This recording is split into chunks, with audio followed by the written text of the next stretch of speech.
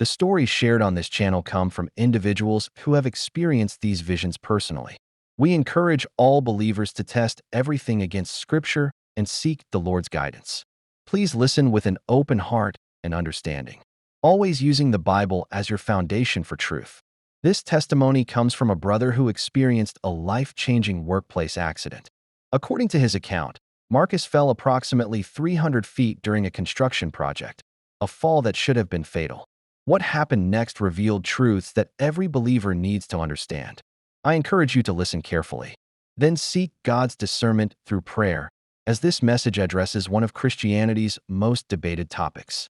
If this is your first visit to our channel, welcome and God bless you. Please share this message with others who might benefit, and don't forget to engage with the content to help it reach more people. My experience challenges everything most people believe about tithing.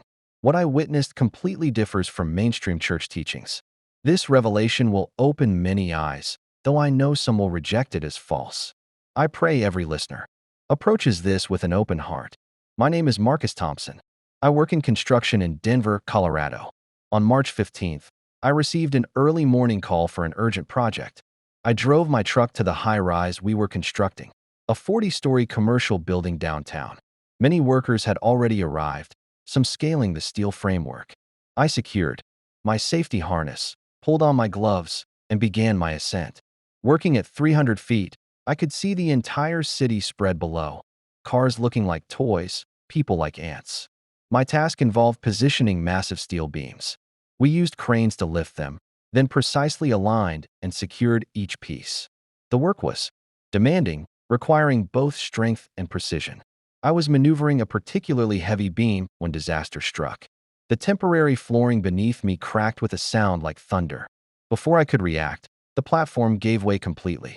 I grasped desperately for anything solid, but found only air. The fall happened in slow motion, yet instantly. Wind roared past my ears as the building blurred upward. I couldn't even scream. Then darkness consumed everything. When awareness returned, I wasn't lying broken on concrete.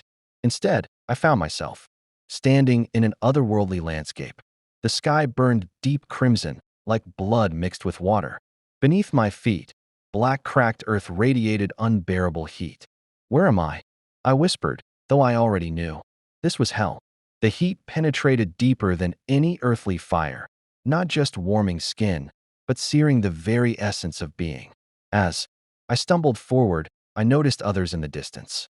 Not demons or monsters, but ordinary people like myself, wandering in perpetual suffering. Some lay prostrate on burning ground, their skin blistering yet never fully consumed. Others walked aimlessly, their faces frozen in expressions of endless agony. With each step, the burning intensified. My skin felt like it melted, reformed, then melted again in cycles of torment. I tried screaming, but could barely manage a whisper. Falling to my knees, I was overwhelmed by the pain. In the distance, a lake of fire stretched to the horizon, surrounded by thousands of souls experiencing identical suffering. Yet strangely, no tormentors inflicted this punishment. The place itself was the torment. Occasionally, I glimpsed blue glowing portals. That vanished whenever approached. Time held no meaning here. I could have wandered hours or centuries. The constant burning made measurement impossible. Then everything changed. A pure white light appeared, unlike the angry red glow surrounding me. It approached steadily, growing brighter until I had to shield my eyes. A voice emerged from the light, not harsh or condemning, but genuinely curious. "Why are you here?" And I collapsed, sobbing uncontrollably. Words poured out before I could think. I tithed faithfully. I gave 10% of every paycheck for years. I heard preachers warning against it, calling it outdated Old Testament law, but kept doing it. Anyway, thinking it would please God. It only brought me here. I should have listened to those warnings, and the voice asked, "Do you truly believe tithing brought you here?" Still weeping, I replied, "What else could it be?" I attended church regularly, tried being good, but kept tithing despite the warnings. It must be why I'm condemned. The light revealed, "You are not here because of tithing." Confused, I looked up. "What?" "No." The voice explained patiently. "You're here because of how you lived outside church walls. You committed adultery repeatedly during your 12-year marriage, betraying your wife's trust with 5 different women. The voice continued, tithing neither saves nor condemns souls. Refusing to tithe alone doesn't make you a sinner. However, when you tithe from genuine faith, it supports God's earthly work and can open heavenly blessings. But it's not a substitute for righteous living. I whispered, I don't understand. I thought tithing was like insurance, a spiritual payment plan.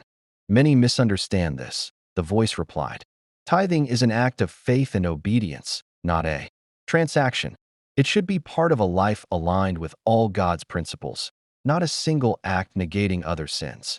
I remembered how I justified my affairs, telling myself that being a good provider and faithful tither balanced out a few indiscretions. How foolish I'd been. What about those sermons against tithing? I asked, remembering the confusion. I felt visiting a friend's church where the pastor preached against the practice. There are many interpretations and teachings, the voice explained. Some reject tithing as outdated while others recognize its spiritual significance. But focusing solely on whether to tithe misses greater commandments. Love God with all your heart and love your neighbor as yourself. This includes honoring marriage vows, and the burning intensified as reality struck.